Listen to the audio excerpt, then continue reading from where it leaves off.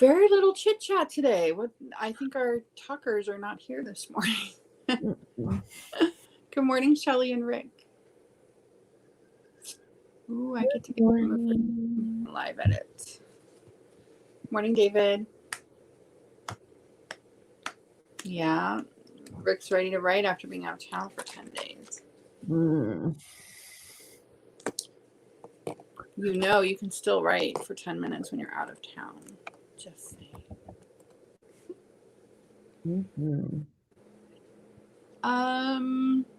What's going on in Ninja Writers today? Let's see. Good morning, Rebecca. Good morning, Shelly. We have a framework or blueprint for your writing business at 2 p.m. Eastern. Yes, I'm really excited about that one. And midnight write at 11:45 p.m. Eastern. Both of those are in the club, available. Everybody in the club, and the academy. Did you guys get our email this morning with the link for this? We have 3 people on this call. So I wonder what's going on.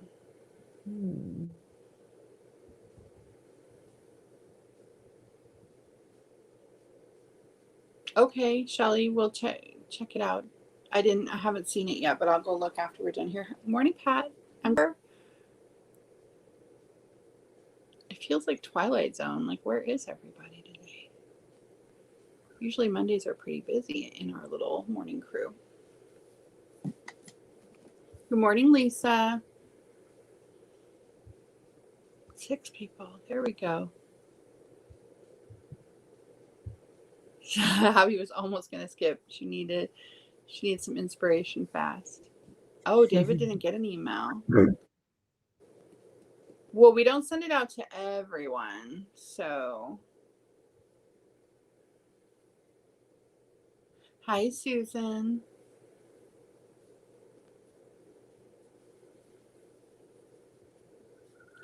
There's some people. Excuse me. I'm going to get my manuscript up and going so that I'm not tempted to not write. Get your manuscript ready, Abby. That'll help with inspiration. That's what I'm doing.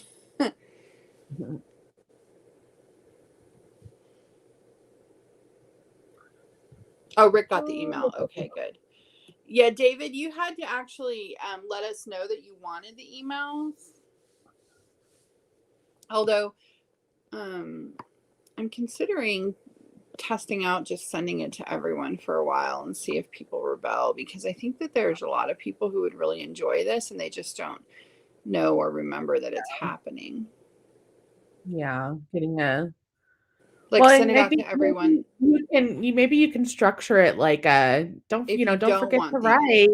No, like don't forget to write today if you'd like to join us. So like it's a reminder in general to get your writing in, but then also include this link in here. Yeah. How's your Instagram going? We were talking about that in Working Writer yesterday. Oh gosh. I have not done anything on it in like a week and a half. About 1,375. Nice. So it's growing slowly, which is consistency matters so much. That's a struggle, I think, with everything. I know. I haven't had time to read, and that's the problem. Lisa says she can't log into Teachable. That's weird.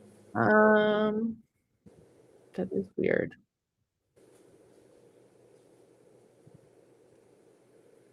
We're Lisa, not send me an in email and I'll see if channel, but that's a good idea. Good, Abby. I got mine all ready. If I have mine up and going, then I am less likely to spend the 10 minutes doing something else. All right, it is 7:05. All right, let's see you guys back in 10.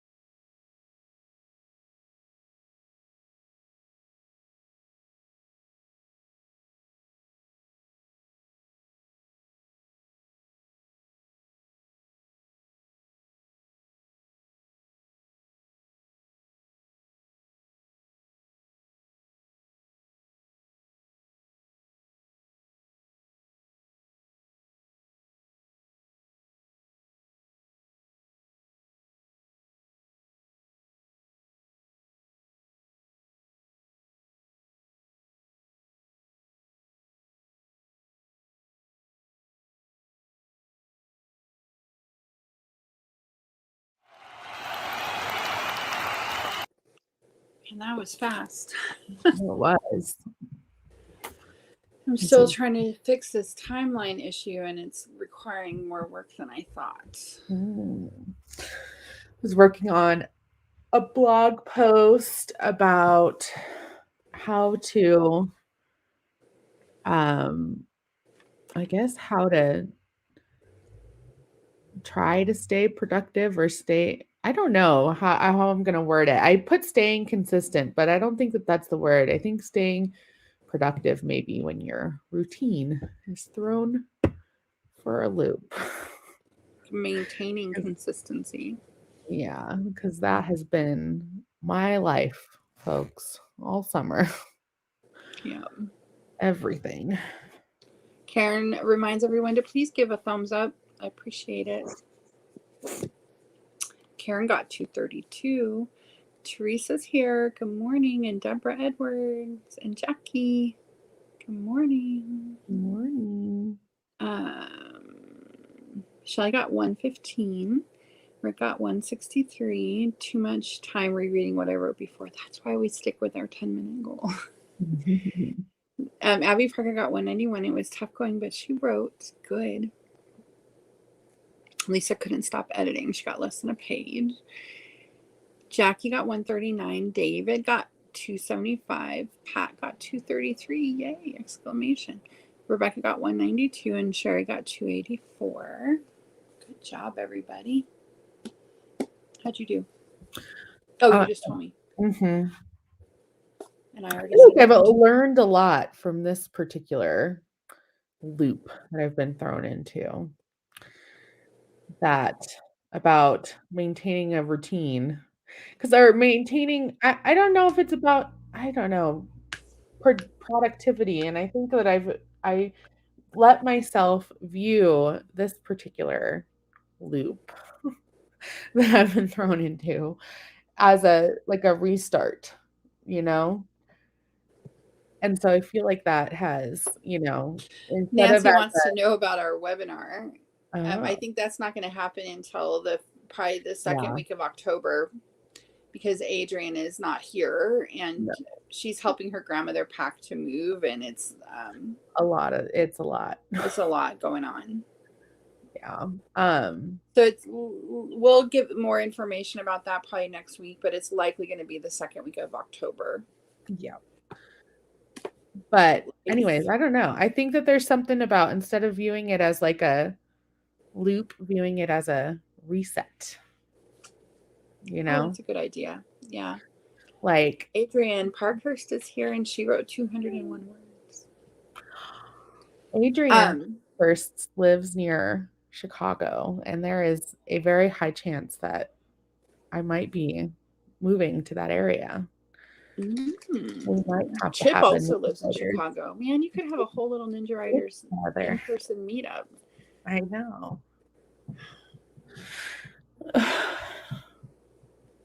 Oh, it's so weird to think that I could drive to Chicago in the same amount of time it took to drive from Reno to Las Vegas. Mm-hmm. Not that far. About the same distance. Mm-hmm. 8 or 9 hours, right? Mm-hmm. And it's all on the freeway, which is nice. Yeah. There's always a bathroom. You don't get that when you're driving from Reno to Vegas. Oh, the winters, Abby says. Well, I feel, our winters are pretty bad where we live in Pennsylvania too. So I don't know what the winter is like in Chicago. Adrian, I think it's pretty similar. Like in Chicago? They're on Lake Michigan, so it's the lake effect. But I don't know. I know in Warren you used to get lake effect snow when Kevin was a kid, and it hasn't since we've been here. Yeah. So I wonder if Chicago's getting more mild winters too than it used to. I don't know. Global warming. Kind of excited about that, or trying to be excited about it. I think it'll be a really good opportunity for me. Yeah, Windy City. We Adrian we lived in Reno for a long time, and Reno is super windy. Mm-hmm. I don't know how it compares. I've never been to Chicago, so I don't know how it compares. But Reno, I remember sometimes it would feel like our house is going to get picked right up, like Dorothy's. Colder than Moscow. Well, you'll need a real coat. Yep.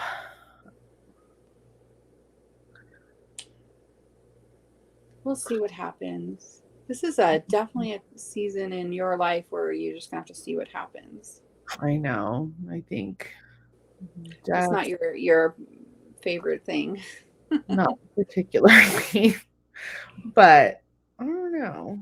I feel like I've been trying to rack my brain for solutions, and this feels like a pretty good one. A happy medium for good all boots. Big boots, Deborah says. And so that makes the word Chicago better. Sounds cold. That makes me feel like it's just as much my decision and like it's not happening to me, you know? Yeah, that's important. Her grandmother's aunt or sister lives in Chicago area, and they're thinking about her grandma is selling her house in Nevada. That's why Adrian's there, and they're thinking about grandma buying and Adrian buying a house together in Chicago, and Adrian just moving there to live with her, and then she'll have a house. Yeah. It's a good opportunity. Chicago's not so far from me, which is, of course, the most important consideration. How far will you be from your mama?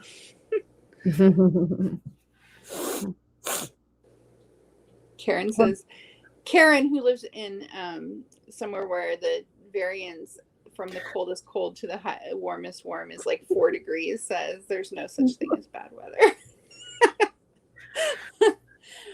She lives in perpetual paradise, and there's no such thing as bad weather. In Costa Rica, there literally is no such thing as bad weather in Costa Rica. Even their rain is lovely. It's just like this warm rain. A Zoom call away. That's true, Rick. Yep. I feel like COVID was, and obviously it has been a nightmare, but it did give me almost 2 whole years of living close to Adrian again, which I didn't expect. So that's been really good. You haven't seen cold until you step outside and your nose hairs freeze up. Yikes. Cold. I expected Pennsylvania to have that kind of winter, like deep. Kevin has told me the whole time we've been married that he had to dig his car, dig his way out of his house every day. It hasn't been so bad. Bye, Pat. Has not been so bad here. It's the worst here is not the cold or the snow. It's the overcast, but you already got that. Jackie said Chicago is a great place to travel to anywhere from. And that's what I'm most excited. That's what I wanted to, when I moved, before I moved to Warren, my goal was to move somewhere where I could. It's the end hub, the end of the California Zephyr train line too. So it would be really easy for you to take a train to visit Taylor.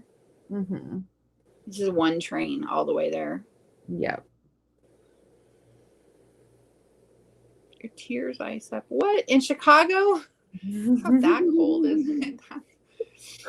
I don't know. Ely, where Adrian is now, Ely, that's where she went to high school and middle school. Here. And often Ely has the coldest weather in the whole country, the whole U.S. So it's very cold there. And she survived that. But it's dry. And just like dry heat is a thing, dry cold is also a thing. So it drops very low at night. It can be it's been 80 during the day and 40 at night here. And I forgot about that. I forgot that it's not my sister. It is my ex-husband's mother's sister. So Adrian's great aunt. And she loves it. Her grandma's sister. She reminds me of. They grew up in Chicago. She's lived there most of her life. So. If you've ever talked to Shanta one-on-one, she probably tried to convince you to move to Warren. And my Aunt Mary says the same thing. about She Chicago. wants everyone to move to Chicago. Yes. You guys actually remind me a lot more of each other than you would think.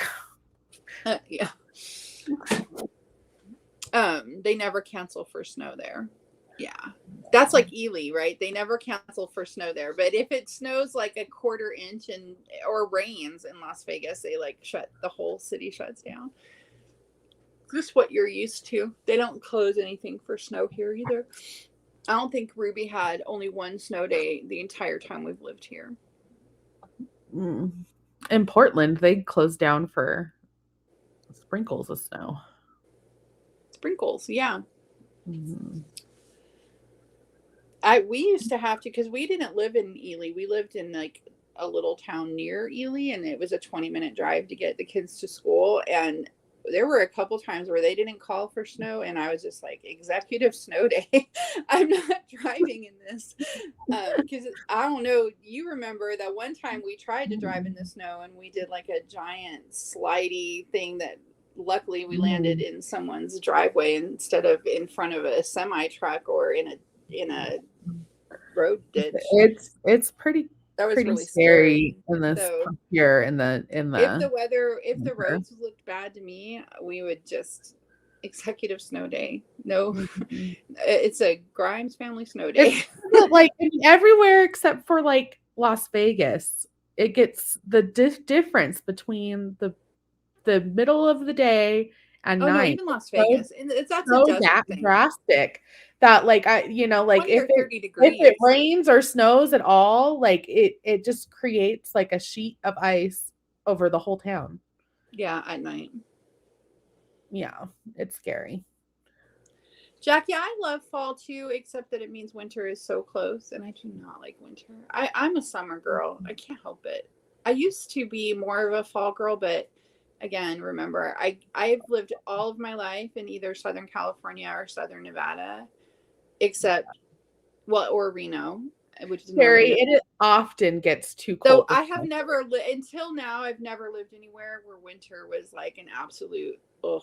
I know, but Sherry said it's entirely possible for the air to get too cold to snow, and I said that's Ely. Oh, it is. That's true. In Nevada, it doesn't. It went in Ely where Adrian is. It doesn't snow. Except it only snows in the spring and the fall. In the winter, it hardly snows at all because it's too cold. When it's that cold, it won't snow. Oh, what town, Abby? What town are they in? Is your nephew in? Yeah, it's real cold. Adrian had to go get a blanket before we started. Yeah, every morning I'm like shivering. We live I'm currently in Ely is what Rick's we're talking also about. A summer guy. See, me and Rick, we're gonna form a club. Summer people. Hawthorne. I love Hawthorne. When I was much, much younger and Adrian was a baby, I really wanted to live there. They have really cool little brick houses there. Her dad and I went there. Did you write a story set there, kind of? Or like your Wakewood story is kind of? It's mostly a military. There's like an armory there. Mm-hmm. But your dad and I went there when you were a tiny baby because I was working for an attorney taking depositions from people who had been in motorcycle accidents, and I had to go take one there. And it was just such a cute little town. It's very, very small. It's like a ghost town now, though. I feel like maybe. I know it was then too, but I really liked it there. It had these little brick houses that I really loved. Yeah, naval base in the desert. It's an armory. Yeah. I have a connection, like an emotional connection to Hawthorne. Yeah, it always makes me think of the best time when your dad was real healthy. Mm-hmm. Bye, Karen. Okay, guys. Have a fantastic rest of your day. I'm going to go finish preparing for my class today. I hope you're going to be there. It's going to be really good at 2:00 Eastern. And Rick, I'll see you this afternoon to go over to do your editing. Have a great day, everybody. Bye. See you tomorrow, 10 a.m. Eastern. I can't end the thing, Adrian.